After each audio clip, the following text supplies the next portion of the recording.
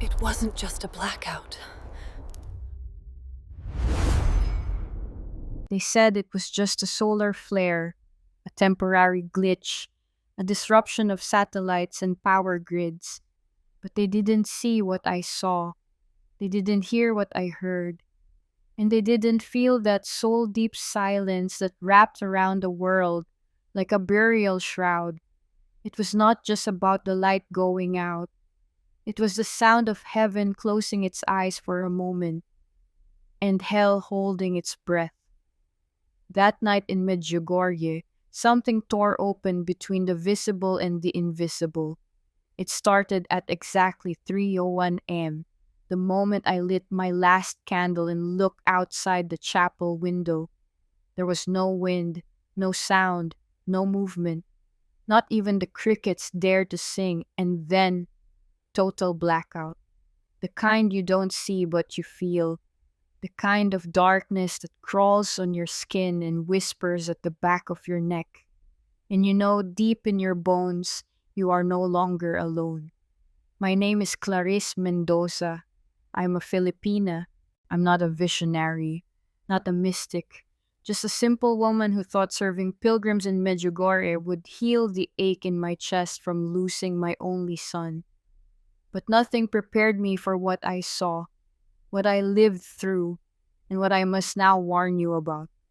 Because this is not just about Bosnia or Europe or some distant prophecy people mock online.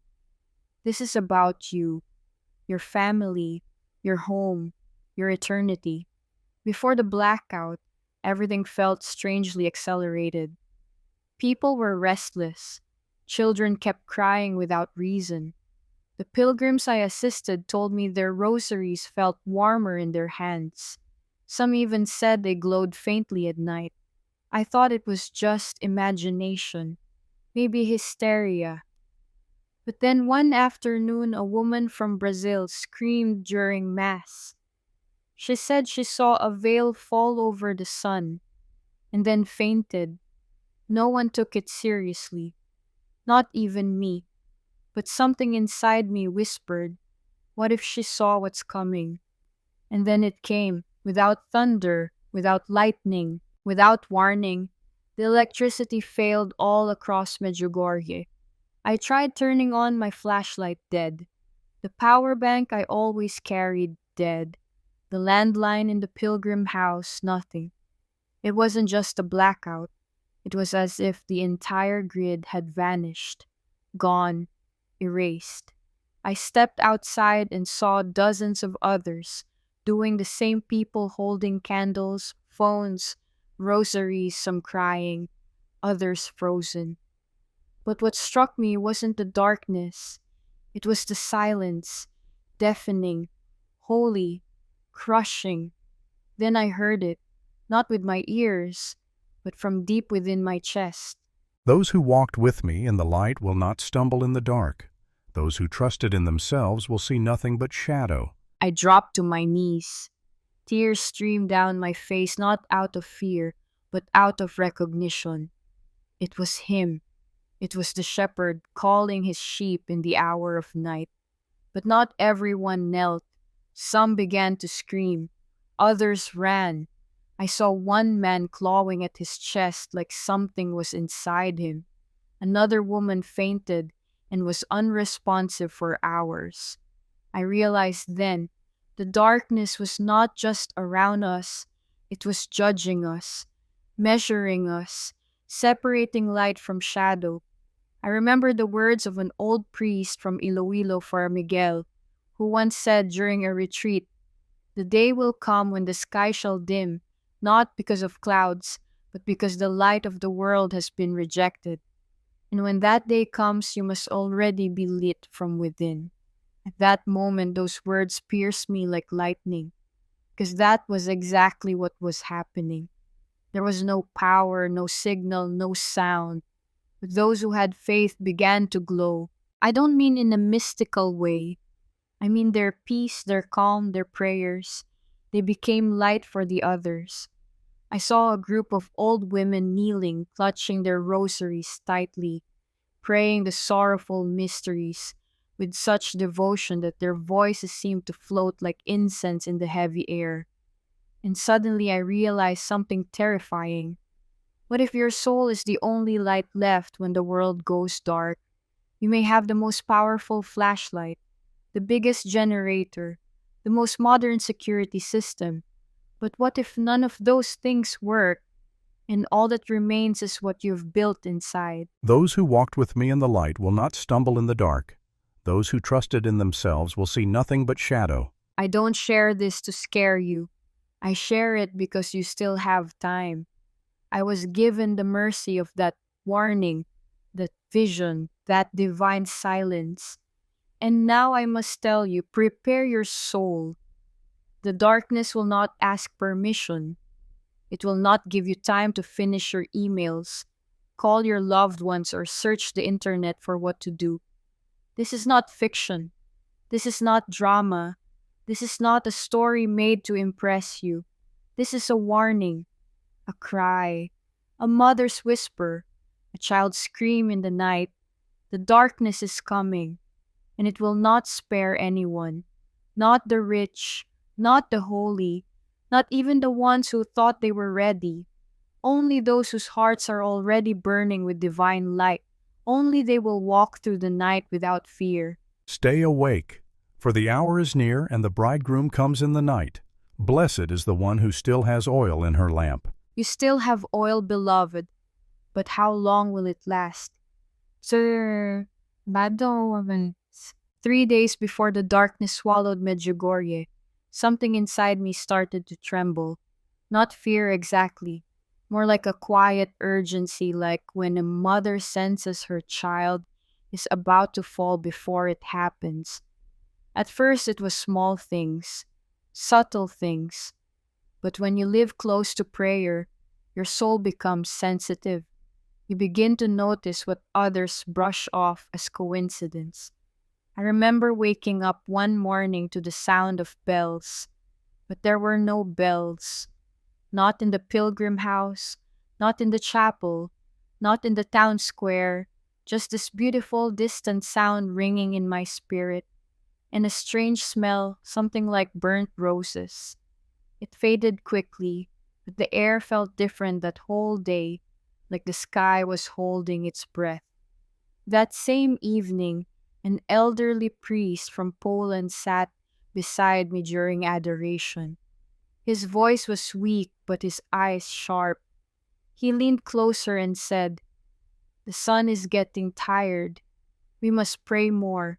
Soon it will stop shining, not because of night, but because of judgment." Then he closed his eyes and whispered the Anima Christi tears falling silently down his cheeks. That was the first time I felt it. A pressure in my chest, like something spiritual was pressing in on the earth, folding in from the edges, tightening. The next day, our little prayer group gathered near the Blue Cross.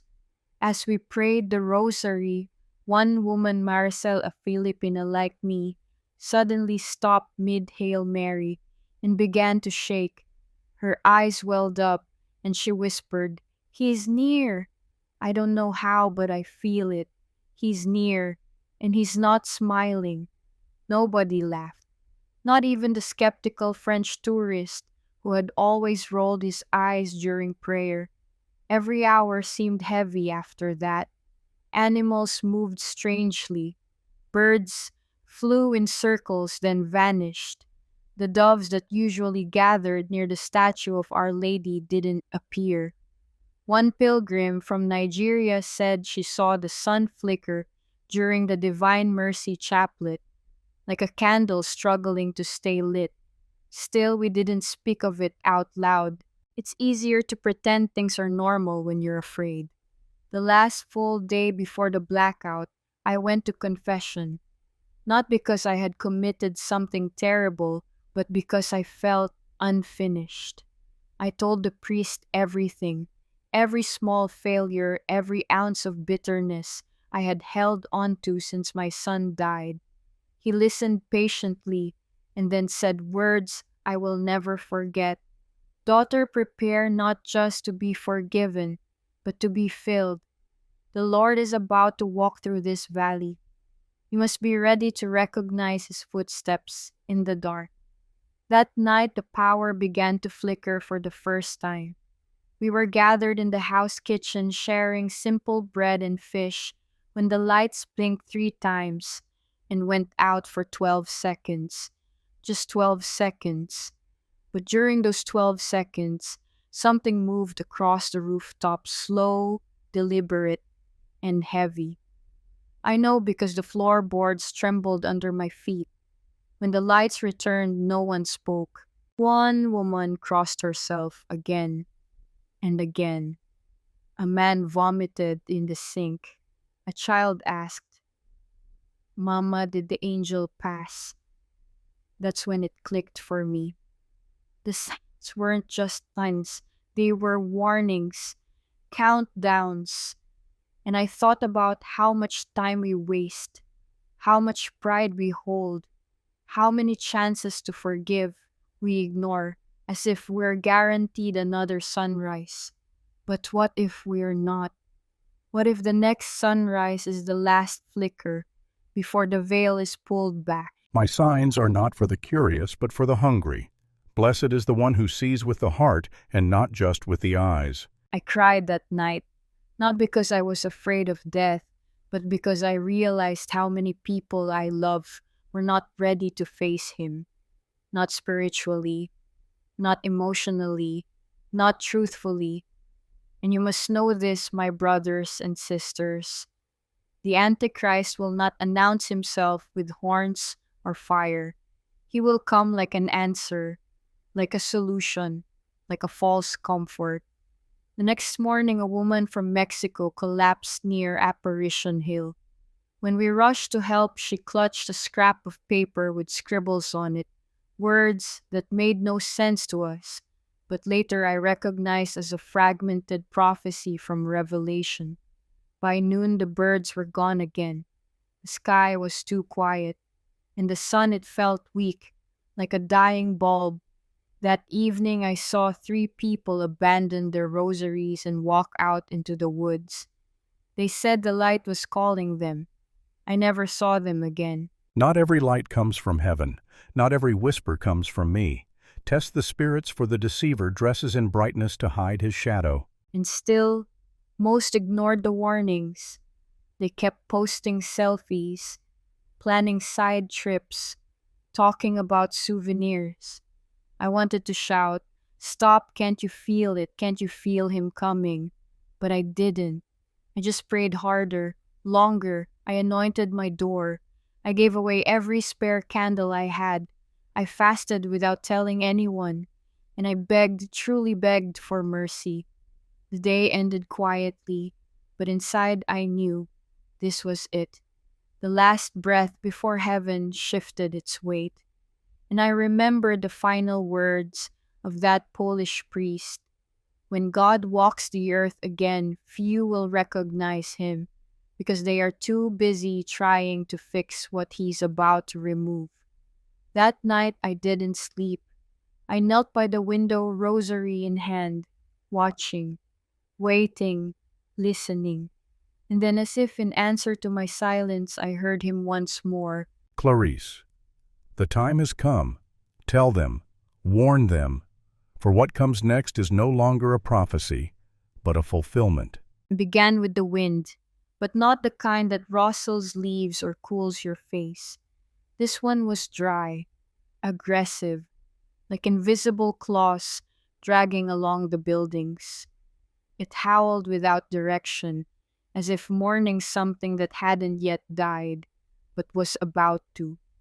I was sitting in the small chapel with 4 others, including Maricel. We were praying the glorious mysteries when the final Hail Mary froze in my mouth, not because I forgot the words, but because the candle beside me flickered, swayed, and died.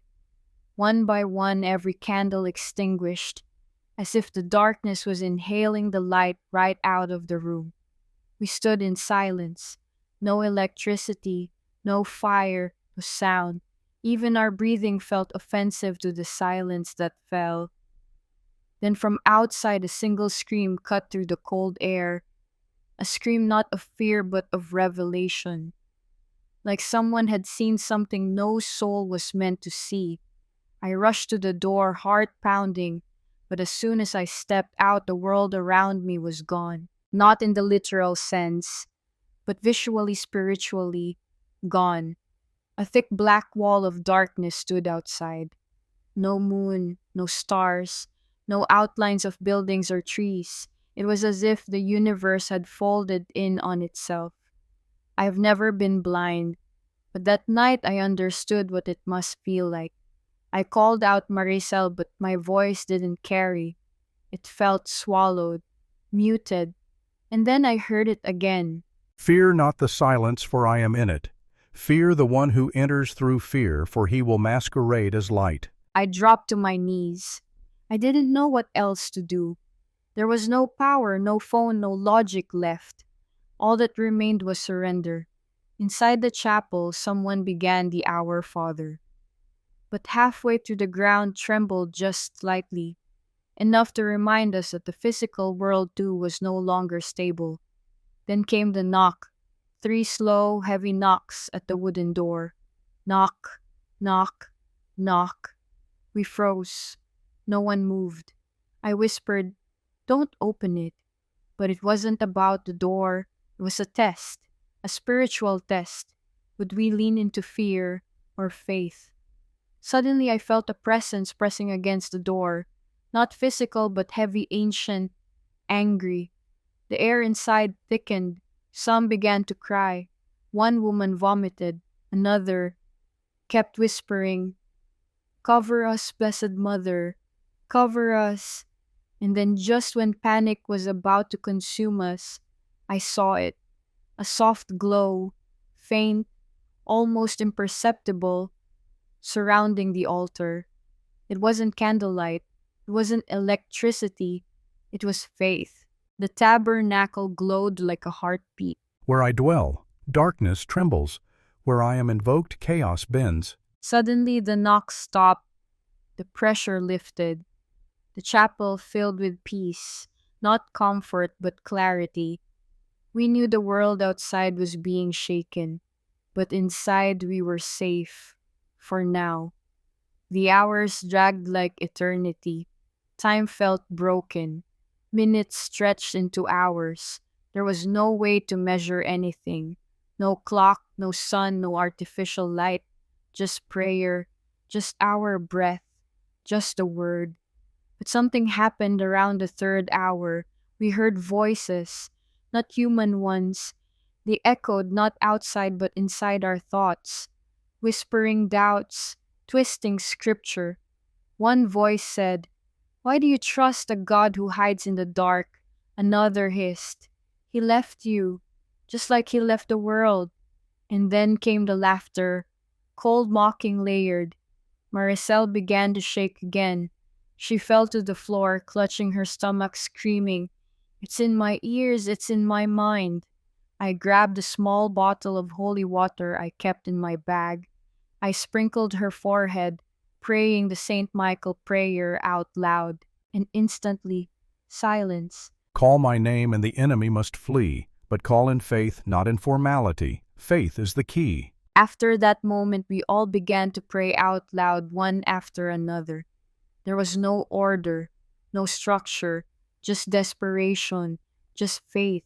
Somewhere deep in the blackness, something screeched, something that didn't belong to this world, but it couldn't reach us, because we were hidden in Him. I am the shelter, not walls, not candles, not rituals. Me, only me. We remained in that chapel for what we later guessed was around 10 hours. We took turns praying the rosary, reading scripture, singing softly, though off-key and trembling. At one point, a man tried to open the door from outside. We almost opened it until he whispered a Hail Mary backward. We knew then it wasn't a man. Even the enemy can imitate light, but he cannot speak love. Discern. When we finally opened the chapel the next day, if we can even call it day, we saw others wandering in the streets, disoriented, pale, crying. Some spoke gibberish. Others repeated the same sentence over and over. He showed me the new light. He showed me the new light. I understood then what the darkness had come for. Not our bodies, not our homes, but our discernment. It wanted access to the mind through fear. It wanted to corrupt the language of light and offer something synthetic in return. But those who stayed hidden in prayer remained untouched. If you stay in my word, you stay in my hand. If you stay in my hand, no darkness can remove you. And that was only the first night. It was the second night, or what we believed was the second. Time had become a mystery, like it had been swallowed whole by something bigger than clocks. The blackout continued without pause. Still no light, no signal, no sunrise. Only darkness that moved like a living thing, creeping under doors, crawling into minds, pressing its weight onto our chest as we slept or tried to. But something shifted that night. The darkness was still there, yes, but so was something else. A presence, gentle, pure, watching. And somehow that made the fear more piercing, because holiness exposes the hidden filth in you. It doesn't scream, doesn't demand, it just stands. And your soul knows it's out of excuses. I had just finished praying the Divine Mercy Chaplet with Maricel and an elderly couple from Croatia when we all felt it. A warmth, not physical but unmistakable. It began in the air, like the moment before rain touches the earth, when the sky feels pregnant with something holy. No words, no wind, but suddenly the small chapel where we had been hiding was filled with a soft blue glow, not blinding but like moonlight under deep water. It came not from the altar, not from the ceiling, but from her. She was there, standing right near the old wooden crucifix, barefoot, dressed in white, that shimmered like woven grace, and a mantle so pale blue it could make the sky jealous. Her face, I can't explain. There are no words on this earth that deserve to describe it. Not because of beauty, but because of what her eyes held. Pain, love, urgency, eternity. She did not speak with her mouth. She didn't need to. Every soul in the room heard her inside their spirit. Her presence was louder than thunder, yet softer than breath. We fell to our knees, every single one of us, as if pulled down by the weight of reverence. I tried to look at her, but I couldn't. My heart felt like it would explode, not from fear, but from being seen, fully. This is my mother. Where she walks, I have already been. Where she stands, I am near. She lifted her hand slowly, a simple motion, and suddenly we saw each in our own way visions. Personal, painful, sacred. I saw my son standing in the arms of Jesus whole, smiling, forgiven. I saw the anger I'd held onto like armor melt. I wept, and as I did, the wound I carried in my soul for years began to close. Maricel later said she saw her father, the one who had abused her when she was a child, kneeling and asking forgiveness. She said, I didn't want to forgive, but she looked at me, and I had no choice. Mercy flooded me. Others saw different things. A Croatian man saw a chain break from his neck. A French woman saw a field of children running into light. One even saw the Holy Eucharist hovering above the world, shining, weeping, bleeding. And then we all heard her, not in our ears, but as if heaven opened the doorway behind our ribs. My children, you must not wait. The hour of deception has already begun. The spirit of confusion is clothed in solutions, and many are welcoming him with applause. She moved, but her feet never touched the ground. Grace followed her like fragrance. You must build your homes with prayer, not just walls of stone, but walls of faith, because what is coming is not just wind or war or fire, but a darkness that will enter through the heart too. My mother is not a symbol. She is a strategy, a shelter, a sign. Honor her and you honor me. She looked directly at me, and for a moment, everything disappeared. The darkness, the cold, the fear. It was just her eyes, and the truth I could no longer hide. Clarice, the Philippines must rise. You are a land of prayer, but many have forgotten who they are. Remind them, warn them, tell them I still walk among the small, the humble, the wounded, but the proud will choke on their own comfort. Then she opened her hands, and light poured out not outward but inward, as if she gave each of us a seed, something divine, something meant to grow in silence. If you carry her message, you carry me, and I will walk with you through the night. And just like that, she was gone. No flash, no sound, only the faint scent of roses and the unbearable absence of heaven's softness.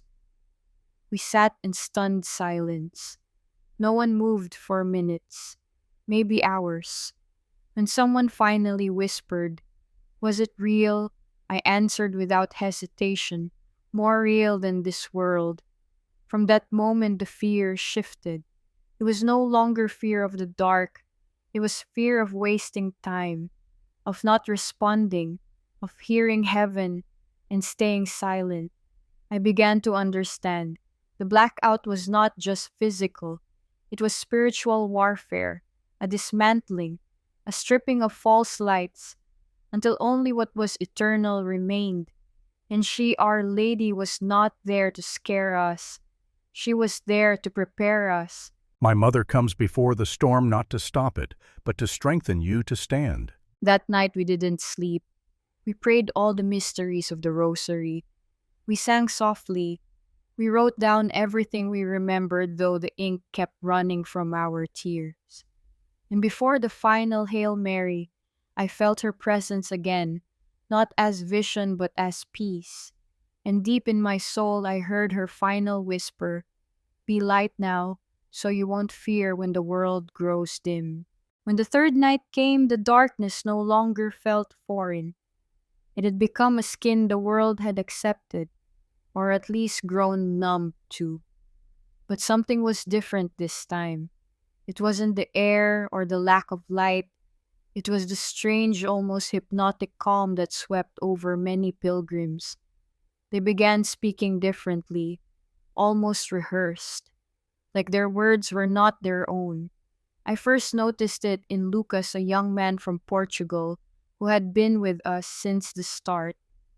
He had been devout, even tearful during adoration, but now his eyes no longer held warmth. He smiled, yes, but it was a tight, eerie smile that didn't reach the soul. He looked at me and said, "The true light is coming. It will be digital, it will be global, and it will connect all of us. No more division, no more prayer, just understanding." My heart froze. Those words, they weren't his. I whispered, "Lucas, who told you this?" He smiled again and replied, "He is in the system now.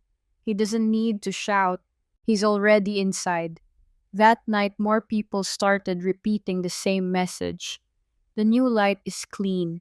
It knows you better than you know yourself. Prayer divides, connection unites. And then it struck me. This was it. Not war, not bombs, not fire from the sky, but deception. So soft, so logical, so convenient. The greatest lie is not the one that rejects me, but the one that replaces me. The Antichrist wasn't coming as a beast with horns. He was coming as a whisper in your phone, a face on your screen, a suggestion in your algorithm. He would not command you to worship him. He would simply convince you that worshiping anything was outdated. He would not force you to abandon your faith, only to evolve it. And he would offer a new peace, a new order, a new light.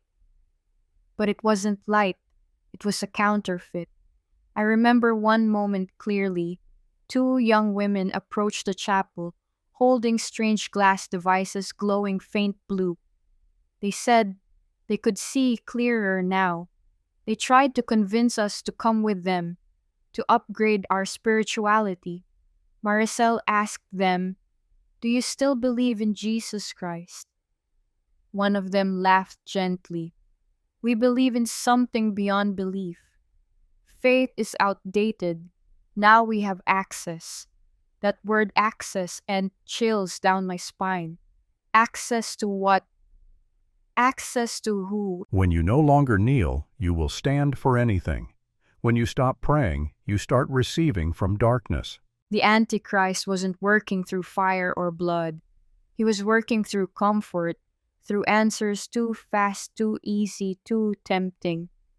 A woman from Germany confessed to me that she stopped praying completely, not because she stopped believing, but because something was now giving her peace without it. She said it felt like meditation, like light entering her brain. And then she admitted, "I don't even know if it's me thinking anymore." That was when I realized this was not just about spiritual deception. It was mental invasion. They weren't trying to kill us. They were trying to overwrite us. The enemy's strategy is not to destroy the temple, but to enter it and change the altar. Our minds had become battlegrounds, and the weapon was subtlety.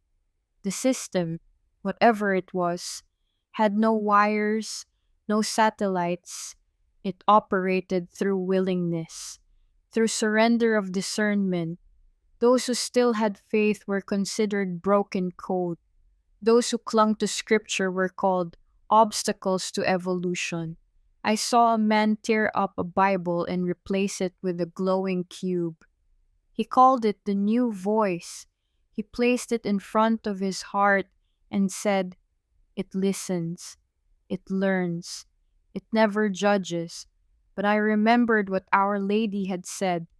The spirit of confusion is clothed in solutions. And now I saw it.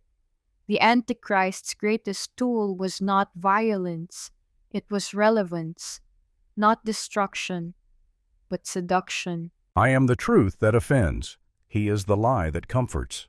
Choose. There were moments when I questioned myself. Was I being too rigid, too afraid, too resistant to change? But every time those doubts came, I looked at the crucifix, bloody, humble, eternal, and I remembered the truth doesn't sell itself, it sacrifices itself, and any light that doesn't lead to the cross is not light. So I stayed. We stayed with our rosaries, with our broken voices, with our trembling faith. And in the darkness, we clung to the only light that still had power. I will not compete with the false light. I will wait for the ones who still know my voice. And we heard him, even when the world stopped listening. In the midst of chaos, when the air was no longer air but tension, when the voices outside our chapel no longer sounded human, she returned, not in form this time, but in clarity. Her presence didn't pierce the darkness, it calmed it. And in that stillness we received instructions, clear, gentle, but firm, as if a mother was preparing her children for the storm of a generation. The protection she offered wasn't complicated. It wasn't hidden. It wasn't secret. It was ancient, simple, and powerful beyond comprehension. The first was prayer, not rushed, not robotic, not background noise, but prayer from the heart, with tears, with surrender, with hunger. The rosary became our sword, our map, our lamp. Each bead felt alive like a lifeline tossed into the abyss. Each Hail Mary is a strike against the night. Each mystery unlocks a door no evil can enter. We prayed it again and again, not because repetition had magic, but because repetition had faith. She told us to light blessed candles not just for visibility, but because they had been consecrated to the light of Christ. We found 3 in the chapel. All had been forgotten for years, buried in a drawer. But when we lit them, they didn't flicker like normal candles. They stood tall, steady, like pillars defying the void around us. She told us to use holy water not superstitiously, but with authority, to bless our doors, our foreheads, our children, not out of fear, but identity. Holiness is not decoration, it is defense. Bless what is mine, and the enemy will pass over. Then she showed us the word, not just to read but to proclaim, out loud, as declaration, as sword. We opened our Bibles trembling and began to read Psalm 91 together. Something shifted in the atmosphere as the words left our mouths. We didn't just say them, we believed them. He who dwells in the shelter of the Most High will rest in the shadow of the Almighty. And with every line, the fear retreated just a little more. But the most powerful protection was peace, a peace not born of circumstances, but from trust, from knowing who held us, from knowing who had already won. My peace is not the absence of trouble, it is my presence in the middle of trouble. She told us to protect our homes not just physically but spiritually. We turned off every screen. We covered every mirror. We silenced every unnecessary voice. We turned inward and upward. We made the chapel our upper room, our ark, our refuge. And we were instructed to fast, not out of punishment, but purification, to break the grip of flesh, to awaken the spirit. Even in hunger, we were stronger than before. Each instruction she gave wasn't to preserve comfort, but to prepare us for glory.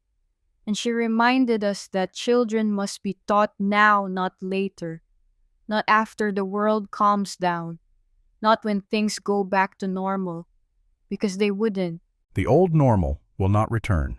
I am making all things new. Prepare the children to walk in light, not to survive in darkness. We taught them how to pray, how to speak the name of Jesus with confidence, how to listen in silence, how to trust even when everything familiar is stripped away.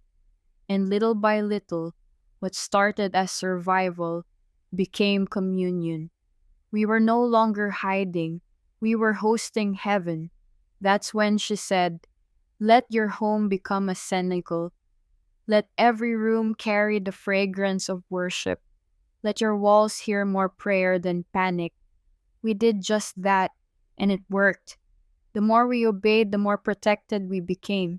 The voices outside grew louder, more desperate, more mocking.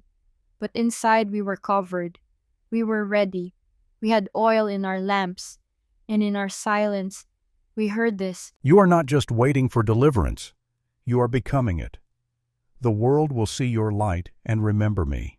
When the light returned, no one cheered, no one clapped, no one shouted, "We survived." Because deep inside, we knew something had changed forever. The sky did not break open with fanfare. The sun did not rise with warmth.